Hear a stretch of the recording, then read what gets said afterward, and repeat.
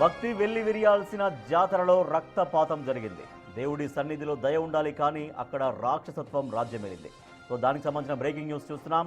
నాగర్ కర్నూలు జిల్లా కుమ్మెర మల్లన్న జాతరలో జరిగిన ఒక అమానుష ఘటన ఇప్పుడు ఉలిక్కి పడేలా చేస్తోంది. కేవలం డబ్బుల కోసం భక్తులపై నిర్వాహకులు దాడి చేశారు. తొలుత మల్లన్న జాతరకు వచ్చిన భక్తులను నిర్వాహకులు డబ్బులు అడిగారు.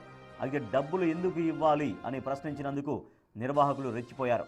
భక్తులపై అమానుషంగా దాడి చేశారు. దాడి చేస్తున్న క్రమంలో 2 నెలల పసికందు అని కూడా చూడకుండా ఆ చిన్నారిని తోసేశారు. బుధవారం ఘటన జరగడం, ఇవాళ చిన్నారి మృతి చెందడంతో అసలు విషయం బయటపడింది. జరిగిన సంఘటన పోలీసుల దృష్టికి తీసుకెళ్లినా పట్టించుకోలేదు అని బాధితులు ఆరోపిస్తున్నారు. తిరిగి తమపైనే కేసులు పెట్టారని వాపోయారు.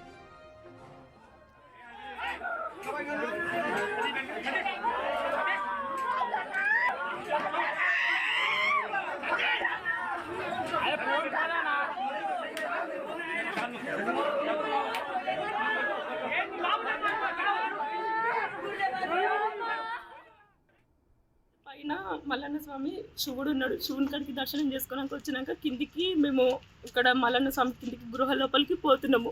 గృహ లోపలికి పోతుంటే నేను, మా అమ్మ, మా పిన్ని, మా 2 మర్దల్లో ఉన్నాము. ఉన్న తర్వాత మమ్మల్ని లోపలికి వచ్చినాక మా ముందర ఒక 5 మంది ఉన్నారు. ఉంటే ఎందుకు మీరు వాళ్ళ దగ్గర అమౌంట్ తీసుకున్నారో లేదు తెలియదు, మా దగ్గర ఉండి మీరు 100 రూపాయలు పెట్టి లోపలికి రండి అని అన్నారు. 100 రూపాయలు దేనికైనా అడిగినాం. అంటే టికెట్ ఉందో టోకెన్ ఉందని అని అడిగినాం. టికెట్లే టోకెన్లే, నీకు చూడాలనుకుంటే నువ్వు లోపలికి రండి అంటే ఎందుకని అడిగినాం. మీరు ఫస్ట్ దూరం జరుగురు అన్నారు. ఎందుకు దూరం జరగాలని కూడా అడిగినాం మేము.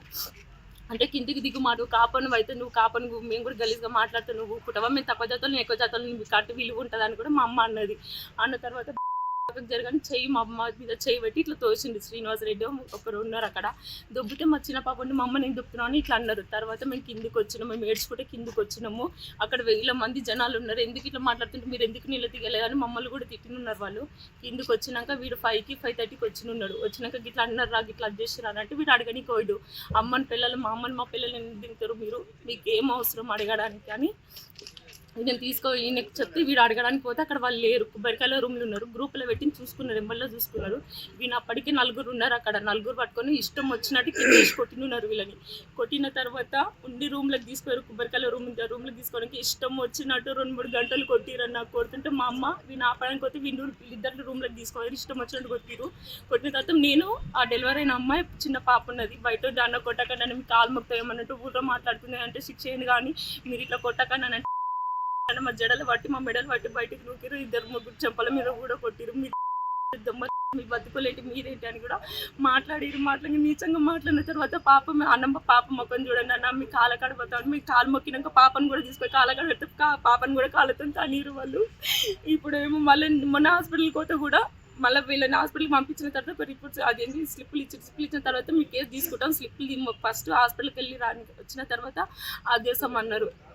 తర్వాత మేము 3 సార్లు వీళ్ళు సర్పంచ్ తుకారాం రెడ్డి, సంతోష్ రెడ్డి వీళ్ళందరూ వాళ్ళతో రెడ్డిస్ మొత్తం కలిసి ఇక్కడ పిఎస్ దగ్గర ఉన్నారు. మేము కూడా మాట్లాడడానికి పోతే మమ్మల్ని 3 సార్లు బయటికి నెట్టిన తర్వాత వాళ్ళు ఏమేమి మాట్లాడి వెళ్ళిపోయారో వాళ్ళు వెళ్ళిపోయిన తర్వాత మా దెబ్బలు మేము స్లిప్పులు చూపిస్తే అప్పుడు మీరు ఏమన్నా రాయాలనుకుంటే రాయండి అని చెప్పారు. అప్పటికి 9:30 10 అవుతున్నది. ఆ తర్వాత మమ్మల్ని బయటికి నొక్కినాక మాకు తోచింది మేము రాసినాం. అంత టైం అని కాబట్టి మేము ఎక్కువ కూడా రాయలేదు కంప్లీట్. తర్వాత మళ్ళీ నెక్స్ట్ రోజు మమ్మల్ని పిలిపించిన తర్వాత ఉండి మేమే సార్ అంటే మీరు ఇట్లా రెడ్డిస్ మీద అది చేశారంటే ఇది చేశారంటే ఎందుకు కొట్టినవరా, మీరు ఏం పని ఉన్నది రాసకి మీరు గ్రూప్లలో పెట్టాల్సిన అవసరం అంటే అవును సార్ మా అమ్మలు మా పిల్లలు అన్నాకే నేను గ్రూప్లో పెట్టినట్టు మాత్రం మమ్మల్ని మా అక్కలను కొడతారా సార్, ఆడపిల్లలను చూడ కూడా బయట కొట్టిరాదని చెప్పేసి వీడు అన్నాడు. అన్న తర్వాత వీళ్ళకి పాపకు కూడా మేము నిన్న టైపింగ్ మంచిగా చేయాలని రిపోర్ట్స్ మళ్ళీ టైపింగ్ తీసుకొచ్చి మేము మళ్ళీ ఇదే పేపరు అక్కడ ఇచ్చినాము. మేము అందులో మంచిగా రాయలేదు. మేము కాంప్లైంట్ సరిగ్గా రాయకపోతే మేము ఆలోచించుకొని మళ్ళీ మంచిగా రాసి మేము ఈ టైపింగ్ చేపించుకొస్తే అక్కడ ఇచ్చినట్టు ఈ పేపర్ కూడా లేదు. అక్కడ ఈ జిరాక్స్ మా దగ్గర పెట్టుకున్నాం మాకు ఇది ఉండాలని. అక్కడ చూస్తే అసలు ఈ పేపర్ లేదు. అందులో కొట్టినట్టు పాపను కొట్టినట్టు ఇక్కడ కూడా ఉంది. అసలు ఇక్కడ కూడా రాపించినాం మీ పాపది. ఇప్పుడు ఏమో మీరేం చేసిరో, మీరు పాలిచ్చినట్టు మీరేం చేసిరో పాపకి మీకు మీ వల్లనే ఏమైందని ఇక్కడ మాట్లాడుతున్నారు సార్ మాట్లాడింది ఎస్ఐ సార్ మాట్లాడిండు. మేమంటే లేదు సార్ మా పాపకి ఏం కాలేదు, అక్కడ వాళ్ళు తన్నీరు కాకపోతే మా పాప మంచిగానే ఉంది, పాలు అవుతుంది కదా మంచిగానే ఉంది లేదని మేము అనుకున్నాం సార్. అయితే ఇప్పుడేమో సార్ ఏమో మీరే ఏం చేసుకున్నారు ఫుడ్ విషయంలో పాల విషయంలో ఏమైనా అయ్యిందేమో అది మాకు సంబంధం లేదు, ఒకవేళ పాపకి పోస్ట్మార్టం చేసినాక వాళ్ళు ఇట్లా ఏమైనా వెళ్తే అప్పుడు యాక్షన్ తీసుకుందాం లేదని సార్ చెప్పిందా. నాగర్ కర్నూలు జిల్లా కుంబెర మల్లన జాతరలో జరిగిన అమానుష ఘటన ఎంత దారుణంగా జరిగిందో బాధితురాలు స్వయంగా మాట్లాడుతున్నారు. సో డబ్బులు అడిగారు, అక్కడ మల్లన్న దర్శనం కోసం వెళ్తుంటే డబ్బులు అడిగారు. డబ్బులు ఎందుకు ఇవ్వాలి అని అడిగినందుకు ఏకంగా వాళ్ళపైన అటాక్ చేశారు. కొన్ని గంటల పాటు 2 గంటల పాటు లోపలే బంధించి వాళ్ళను అటాక్ చేశారు. పసికందు, నెలల పసికందు ఉందన్నా కూడా ఆ పసికందును కూడా కాళ్ళతో తన్నారు అంటూ చాలా ఆవేదనగా చెబుతోంది. మా ప్రతినిధి శంకర్ మరింత సమాచారం అందిస్తారు. శంకర్, చాలా క్లియర్గా చెప్తున్నారు ఆ బాధితురాలు. ఆల్రెడీ పోలీసులకు కంప్లైంట్ ఇచ్చినాం, అయినప్పటికీ కూడా మా దగ్గర జిరాక్స్ ఉంది కానీ అక్కడ అసలు కంప్లైంటే లేదు, పోలీసులు సరిగా పట్టించుకోలేదని. అసలు ఈ ఘటన పట్ల ఆలయ నిర్వాహకులు ఏమంటున్నారు, పోలీసులు ఏమంటున్నారు, ఎందుకు సీరియస్గా తీసుకోలేదు బాధితురాలు చెప్పిన మాటల్లో? నాగర్ కర్నూలు జిల్లాలో దారుణం చోటు చేసుకున్నాయని చెప్పవచ్చు. అక్కడ నాగర్ కర్నూలు జిల్లాలో మండలానికి సంబంధించి అక్కడ పెద్ద ఎత్తున కుమ్మర జాతర అని కూడా ఒకటి మల్లన్న జాతర పెద్ద ఎత్తున జరుగుతుంది. ఇదే క్రమంలో అక్కడ మల్లన్న దర్శనం కోసం వెళ్ళినటువంటి భక్తులపై పూర్తిగా దాడికి దిగినటువంటి ఘటన ఒక్కసారిగా వెలుగులోకి రావడంతో ఇదంతా కూడా ఉమ్మడి జిల్లా వ్యాప్తంగా చర్చాంశనీయంగా మారింది. మొత్తంగా మల్లన్న దర్శనానికి వెళ్లే క్రమంలో భక్తుల నుండి డబ్బులు చాలా మంది అక్కడ ఉన్నటువంటి నిర్వాహకులు డిమాండ్ చేశారని తెలుస్తుంది. డబ్బులు ఎందుకు ఇవ్వాలి మీకు అని ప్రశ్నించినందుకు గాను సదరు భక్తులపైన నిర్వాహకులు దాడి చేశారు. వారిని కొంతసేపు బంధించి వారిపైన దాడి కూడా ప్రయత్నించినట్టు చెప్పారు. ఆ సమయంలో ఇక ఇది బుధవారం రోజు ఘటన చోటు చేసుకుంది. అయితే ఇది ఆలస్యంగా ఈ ఘటన వెలుగులోకి వచ్చింది. మొత్తంగా ఆ సమయంలో చిన్నారనెత్తుకున్నటువంటి ఒక మహిళ పైన కూడా వీరు కొంత దాడికి పాల్పడినట్టుగా తెలుస్తుంది. మహిళను తోసివేయడం వల్ల ఆ మహిళ చేతిలో ఉన్నటువంటి 2 నెలల చిన్నారికి కూడా గాయాలైనట్టుగా కూడా స్పష్టంగా చూశారు. అయితే శంకర్, చాలా విషాదం అంటే చిన్నారి కూడా చనిపోయిందని తెలుస్తోంది. ఎస్ రాజేష్, అంటే అప్పుడు పెద్దగా ఆ చిన్నారికి దెబ్బలు తగిలినప్పటికీ పెద్దగా ప్రాబ్లం అనిపించలేదు. కానీ ఘటన చోటు చేసుకున్న 24 గంటల తర్వాత పూర్తిగా ఆ పాప పరిస్థితి విషమించింది. పోలీస్ స్టేషన్ ప్రభుత్వ ఆసుపత్రికి అక్కడ నుంచి మెరుగైన వైద్యం కోసం వేరే హాస్పిటల్ కూడా తరలించారు. కానీ అక్కడ పాప చిన్నారి వైద్యం చేసుకుంటూ కూడా మృతి చెందడంతో ఒక్కసారిగా కుటుంబ సభ్యులు కన్నీరు మున్నీరుగా విలపిస్తున్నటువంటి పరిస్థితిగా ఆ రోజు వాళ్ళు తోసివేయడం వల్లే తమ చిన్నారి చనిపోయిందంటూ కూడా పూర్తిగా బాధితులు ఆరోపణలు చేస్తున్నారు, ఆవేదన వ్యక్తం చేస్తున్నారు. దీనికి కారణమైన వారిపై పూర్తి స్థాయిలో చర్యలు తీసుకోవాలని చెప్పి కూడా ఇప్పటికే పోలీసులకు ఫిర్యాదు చేశారు. ఇక దీనికి సంబంధించి ఎక్కడైతే కుమ్మెర సంఘటన పైన కూడా ఉంద్యాల శ్రీనివాసు రెడ్డి ఇచ్చిన ఫిర్యాదు మేరకు బాధితులు దాదాపు 5 మంది బాధితుల పైన కూడా పోలీసులు కేసు నమోదు చేశారు. దాంట్లో 2 పురుషులు 3 మహిళలపై కూడా పూర్తి స్థాయిలో కేసు నమోదైనటువంటి పరిస్థితి. దానికి సంబంధించి ఎఫ్ఐఆర్ కూడా ఇప్పటికే క్లియర్ గా మెన్షన్ చేశారు. దాంట్లో అయితే వాళ్ళ కుటుంబ సభ్యులు మాత్రం ఇది చాలా దారుణమైన ఘటన అంటూ పూర్తిగా గుడి కోసం వెళితే ఈ విధంగా తమపై దాడి చేయడం ఎంతవరకు అంటున్నారు. మరోవైపు ఒక ముక్కుపచ్చలారని చిన్నారి మృతి చెందడం ఇది పూర్తిగా తీవ్ర కలకలం రేపుతుంది. అందరినీ కన్నీటి పర్యంతం చేస్తున్నటువంటి సిచ్యువేషన్ కనపడుతుంది. ఇప్పటికీ వాళ్ళంతా ఏడుస్తున్నారు ఆ కుటుంబ సభ్యులు. ఇంత దారుణంగా తమపై దాడి చేయడం ఎంతవరకు సమంజసం? మేము పోలీస్ స్టేషన్ దగ్గరికి వెళ్తే కూడా మాపై దుర్భాషలాడుతూ మమ్మల్ని తీవ్రంగా దూషించారనే క్రమంలో కూడా ఆమె చాలా బాధతో వాళ్ళ తల్లి చెప్తుంది. మరి దీనిపై పోలీసులు ఇప్పటికైతే కేసు నమోదు చేశారు. మరి రైట్ శంకర్, అయితే గొడవ జరుగుతున్నప్పుడు సమ్ వీడియో తీశారు, ఎవరు తీశారో మరి, అంటే బయట ఉన్నటువంటి భక్తులు తీసిన వీడియోనా, దాంట్లో ఇంకా సీసీ కెమెరాలు ఏం లేవా? ఆ టెంపుల్కి సీసీ కెమెరాలు ఏం లేవా? లోపల అసలు ఎట్లా జరిగింది, గొడవ ఎట్లా జరిగింది అనే దానిపైన పోలీసులకైనా ఆధారం ఉంటుంది కదా, సీసీ కెమెరా విజువల్స్ ఏం లేవా? ఎస్ రాజేష్, ఎందుకంటే కుమ్మెర మల్లన్న జాతర అనేది పెద్ద ఎత్తున జరుగుతుంది. ఇదే క్రమంలో చాలా చోట్ల సీసీ కెమెరాలు కూడా ఖచ్చితంగా ఉంటుంది. దేవస్థానానికి సంబంధించి ప్రతి చోట కూడా ఈ సీసీ ఫుటేజ్ ఉంటుంది. బట్ అది బుధవారం రోజు జరిగి 2 రోజులైనా ఈ ఘటన ఎందుకు వెలుగులోకి రాలేదంటే చిన్నారికి ఏం కాలేదు అప్పటి వరకు. ఎప్పుడైతే చిన్నారి చనిపోయిందో ఆ టైంలోనే ఒక్కసారిగా ఆ కుటుంబ సభ్యులు మొత్తంగా ఈ విషయాన్ని పోలీసుల దృష్టికి తీసుకోకపోవడంతో పాటు తమ చిన్నారి మృతికి వాళ్ళే కారణం అంటారు. పోలీసులు అయితే ఇప్పటికీ అక్కడ ఉన్నటువంటి వీడియోలతో పాటు సీసీ ఫుటేజ్ ను కూడా పూర్తి స్థాయిలో తీసుకొని ఎవరెవరు ఈ దాడికి కారణమయ్యారు, ఎవరెవరు ఈ విధమైనటువంటి చర్యలకు పాల్పడ్డాలన్న క్రమంలో కూడా పూర్తి స్థాయి విచారణ చేపట్టారు. జిల్లా ఎస్పీ దీని మీద చాలా సీరియస్ గా ముందుకు వెళ్తున్నారు. ఇప్పటికే అసలు అక్కడ ఏం జరిగింది అనే విషయం పైన కూడా పూర్తి స్థాయిలో ఎంక్వైరీ ప్రారంభించినటువంటి సిచ్యువేషన్ అక్కడ కనపడుతుంది. రాజేష్, మొత్తంగా జిల్లాలో ఇలాంటి ఘటన చాలా హృదయ విదారకంగా ఉంటుందని చెప్పి కూడా స్థానికంగా చర్చలు లేవనెత్తుతున్నారు.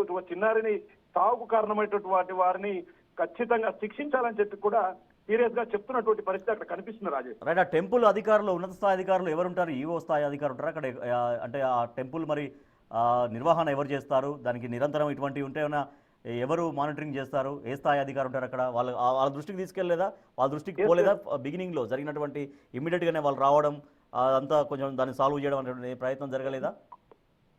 రాజేష్, ఇప్పటికే మా ఉమ్మడి పాలమూరు జిల్లాకు సంబంధించి ప్రధాన ఆలయాలైనటువంటి అలంపూరు అదే విధంగా కొన్ని చోట్ల మాత్రమే ఈవోల నియామకాలు ఉన్నాయి. మిగతా చోట్లంతా కూడా గుడి నిర్వాహకులు, అంటే వారిని అందరూ కలిసి ఎన్నుకోవడం ఇలాంటి పనులు చేస్తారు.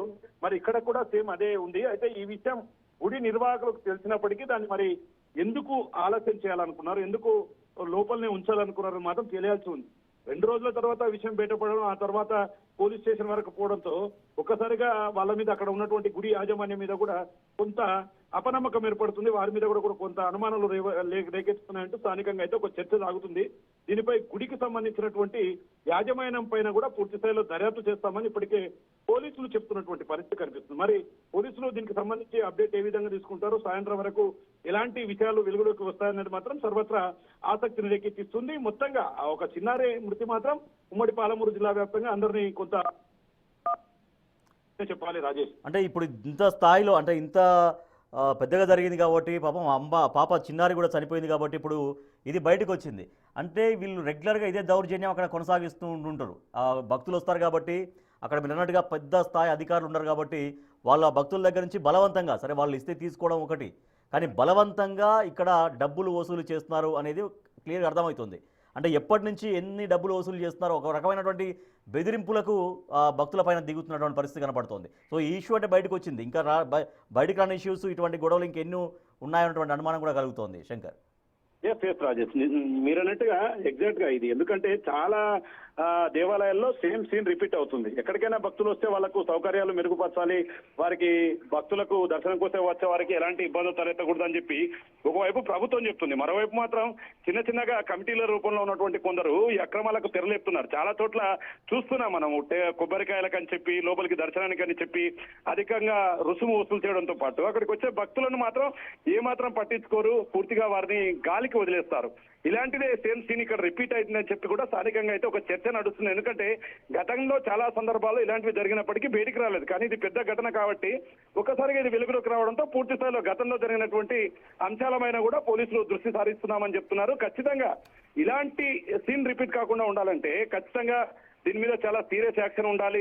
ఎవరైతే దీనికి బాధ్యులయ్యారో వారి మీద పూర్తి స్థాయిలో ప్రభుత్వం వైపు నుంచి కఠినమైన చర్యలతో పాటు చట్టపరమైన చర్యలు తీసుకోవాలని చెప్పి కూడా భక్తులు కోరుతున్నారు. Rajesh, right, thank you Shankar Goud. Kummara Mallanna, Nagarkurnool జిల్లా కుమ్మర మల్లన్న జాతరలో చాలా అమానుష ఘటన జరిగింది. సో భక్తులతో వాగ్వాదం, భక్తులపైన దౌర్జన్యం చేశారు. ఆ దౌర్జన్యంలో ఒక రెండు నెలల పసికందు ఆ రోజు తీవ్రంగా గాయపడి ఆసుపత్రిలో కన్నుమూసినటువంటి ఘోరం జరిగింది. దీనిపైన పోలీసులు డెఫినెట్గా మరింత కఠినంగా వ్యవహరించాల్సినటువంటి అవసరం మాత్రం ఖచ్చితంగా కనిపిస్తోంది.